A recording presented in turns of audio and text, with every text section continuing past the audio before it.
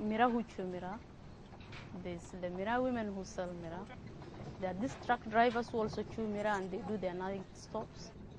Ati sisi tunaenda nyumbani, kila mtu analeta hapa karatasi anaandikwa, anatusi watu, anaweka Mira na malaya na iko ukimwi na kitu hata kila mara anatusi sisi na sisi hatuna mali nyingine tumeenda. The prevalence rate of HIV and AIDS in northeastern province is estimated at 1%, but the rate of new infections in relation to the general population in Wajir is going up at 2%. There's some linkages between HIV and Mira, and also the group of women who go to the business of Mira. Yeah. Because the truck drivers usually have huge money. So there's this transaction that goes behind there. It's 9 o'clock. Business has been booming. Majority here who engage in Mira business are women. It is a business that involves truck drivers linked to the spread of HIV in Wajir.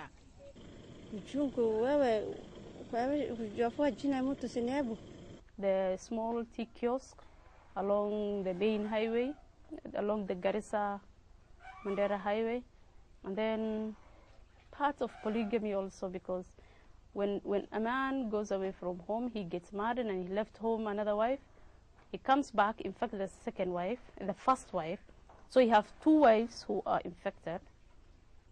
A while back, only old women were engaged in the business of selling Mira, but now young women, some around 15 years of age, sell Mira, attracting more male clients to their kiosks.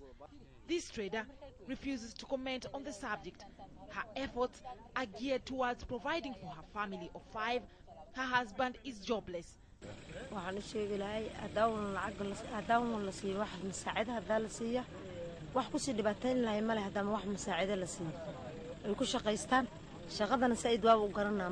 and they tell you, you've been in this business for quite a number of years, so we don't want to go to a new venture. So you just advise them on how to keep themselves safe and maybe keep their customers safe. One of these women is HIV positive. We will not identify her since she might face stigma and rejection within her community. But she and others have little choice in remaining in the business.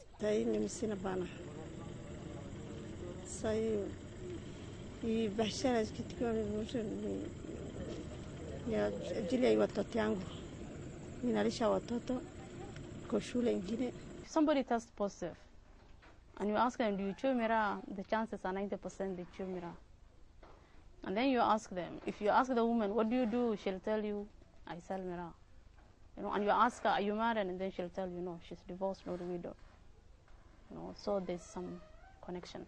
To keep their privacy, these women do not take part in advocacy, sensitization and mobilization efforts in organizations that deal with HIV and AIDS in northeastern province, since their families do not know their HIV status. We have cases where women had to close down their businesses just because they're positive and they lost customers.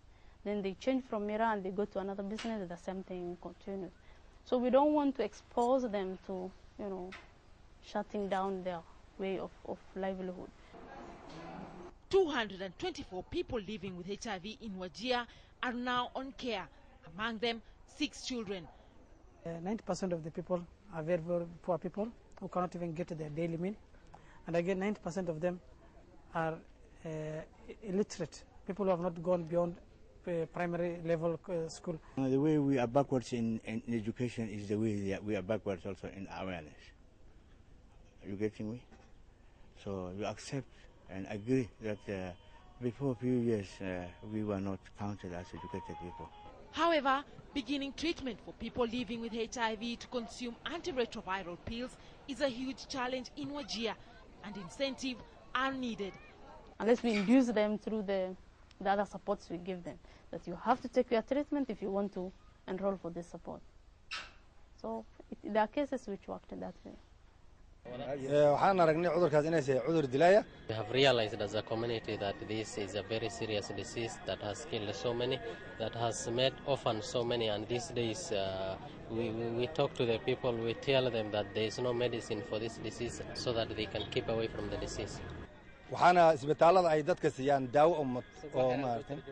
Information on ARVs remain a huge barrier to initiate treatment for people living with the virus in the region. Nisikia watu wanatumianga dawa, lakini mimi sijawahi ona hiyo dawa. Nasaidia lakini sio sana. Yani inamaanisha itibu. They may not be having the information at ARVs and the importance of ARVs and the care.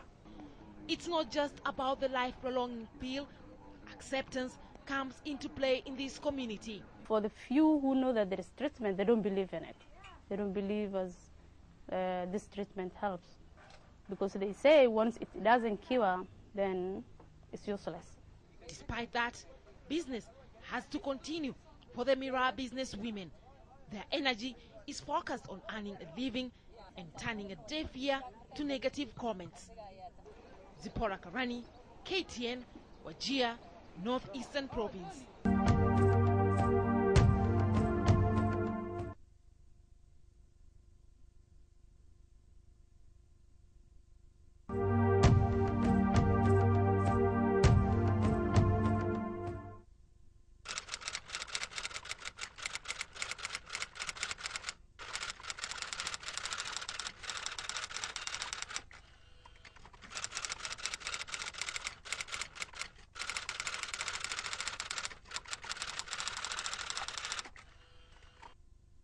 We do have a problem with initiating or starting ARVs among the psychiatric patients because I said previously we've got the medical criteria of starting ARVs and we have got the social criteria. Among the social criteria, which is the most important, is any person to be started on ARVs should have a treatment supporter, whether a child, a father, any family member. Now in our setup, like psychiatric patients, they usually the illness itself is stigmatized. Most members of the Somali community are nomadic pastoralists. Part of the family lineage is in the bush. The camel is a valuable commodity in this community. Its priceless possession is from the hump that contains fat, known in the Somali language as kurus, which they believe has healing properties. Anatibua ugonjwa wingi, HIV na typhoid, brucella na malaria yenyewe. One may not even believe that the HIV person, they'll tell you your test is wrong. I know I'm sick, but I'm not suffering from HIV/AIDS. So in that case, you can't, if they don't believe they're HIV positive, then it's very difficult to put them on ART. That's when they opt for the camel milk or the urine. Many hope for a cure for HIV and AIDS is found. However, a majority of people living with HIV still shun antiretroviral treatment, taking a preferred option. Alienda sasa musuni, ameenda sasa kukunya mziwa ya gamia na mfuta yake na ni mkojo yake. Baada hiyo sasa nilikuja sasa kwa hospitali, amepimwa, amesema amekuwa sasa na negative. Kitu ambaye believe ya zamani siamini. Here, uptake of ARV treatment depends on the level of exposure of people, according to Haretha Bule of WASDA, a non-governmental organization working with the community along the main road. However, it is easier than the rural response on ARVs, which is very poor. Basically, this is tied to the accessibility, because like now the situation is better, because some 2 years ago we had treatment ARTs available only in Wajir District Hospital, this hospital here, and we had patients outside Wajir town. So the VCT counselors used to go out of their way, take drug to these patients wherever they are. Is lack of knowledge on the issue that is clouding these communities' search for better treatment options. The level of awareness is only within the urban centers, because again, you only get treatment where there are the health facilities. Convincing people to accept treatment comes with its own challenges. And then when you go to the homestead, the VCT people are threatened. Myself, we are threatened. The whole organization is threatened, you know, people get wild at times, but we handle that. The buck stops at the hands of the local administration, the chief, who knows the family, to convince them to go for HIV testing, and those living with the virus to continue with treatment. If they deliberately decline treatment, it's very little we can do, very little. Unless we induce them through the other supports we give them, that you have to take your treatment if you want to enroll for this support. So there are cases which worked in that way, that we give your child school fees, we give you food, but you must take the treatment. Another alternative is to seek guidance through religious leaders to dispute the rumors of the camel product being a treatment solution. The CBOs have not been quite active, but what the community usually tend to believe more what they hear from the mosques than what they hear from radio or from the third party. They tend to believe the religious leaders more than me. So we should use the religious leaders as a tool for disseminating information as advocacy, because most of them go to the mosque. Those who don't go to the mosque, they hear from the mosque people. People have been confused by rumors from all corners. Okay? One says that, the other says that, this says that, this says that, to confuse them. So now they are in a state of dilemma. It is 70 kilometers from Wajir to Wargadud, and the state of the road does not bring much promise of a safe ride to hospital. Due to lack of such facilities, many would rather seek alternatives that sit well with their cultural beliefs.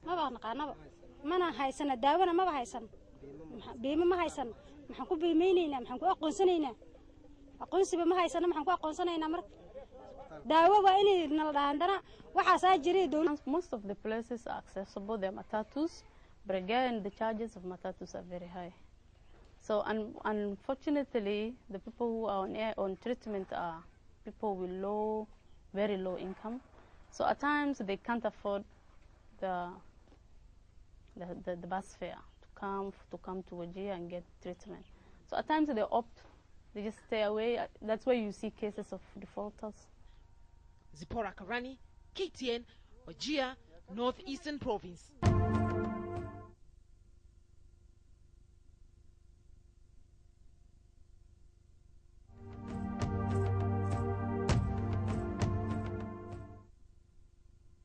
Two women, each with her own different tale of living positively with HIV. When she went through the training, she was taught the signs.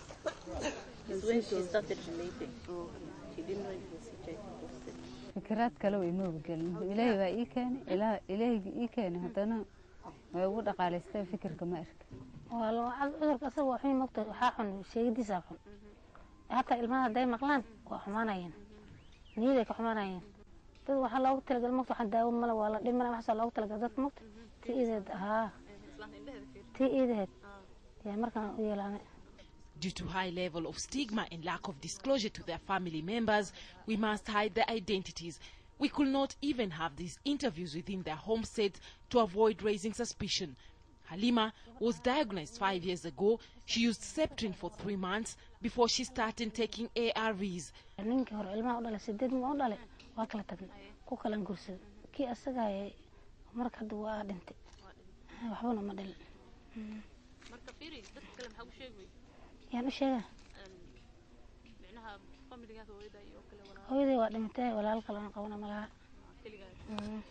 Afraid of anyone finding out she was taking ARVs, similar to Hadija's, not her real name, they both commit to secrecy. أنكشته ويمكن فنان كورك إلما فنان جون كورك الأحلقة واحدنا صلاة لو تعمل جون سكولة ما آذن تكسي آذن يوجه من اللقة فإذا كاركم منكم روحي هاي ويدي أنا تحنون منها. صحة صندوق أنكشنا وكحرنا فرانا هيستا بدنا لقى وصبح سنة مركلنا وكحرنا. She started living positively from the word go. Being a volunteer at a local primary school, her daughter gets a percentage of fee and school expenses subsidy.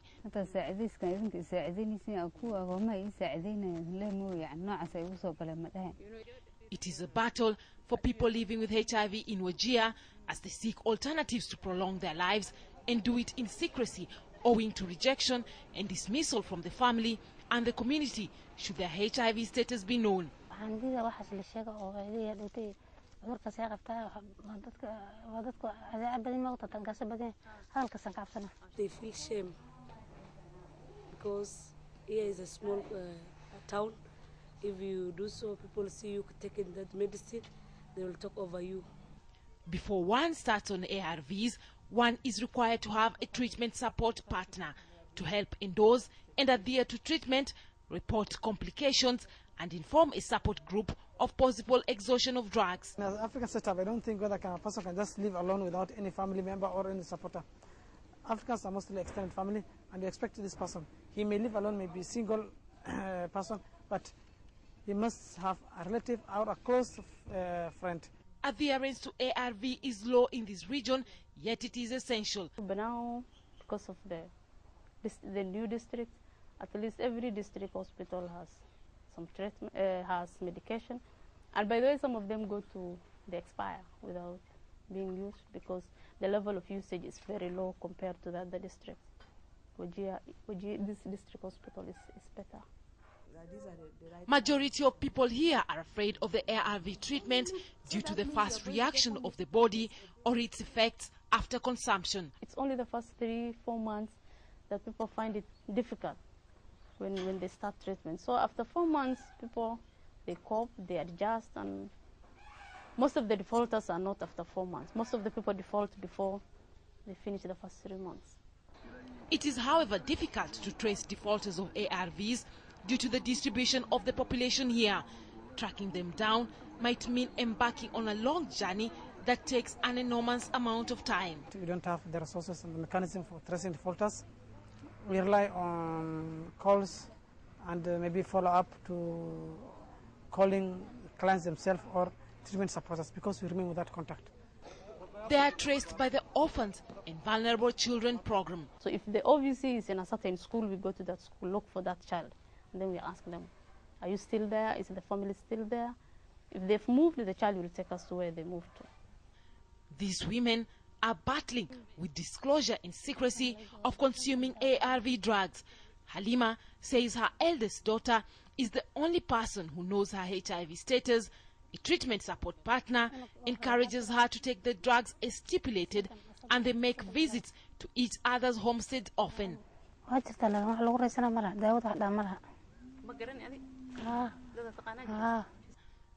Hadija is in a totally different situation. She says the lady who took her to the VCT center was from the village committee. That was the last time she saw her, and she does not get support from anyone. She says she wants to live like that forever in secrecy and consuming ARV drugs without disclosing her status to anyone until her death. Not even to her own mother. Zipporah Karani, KTN, Wajir, Northeastern Province.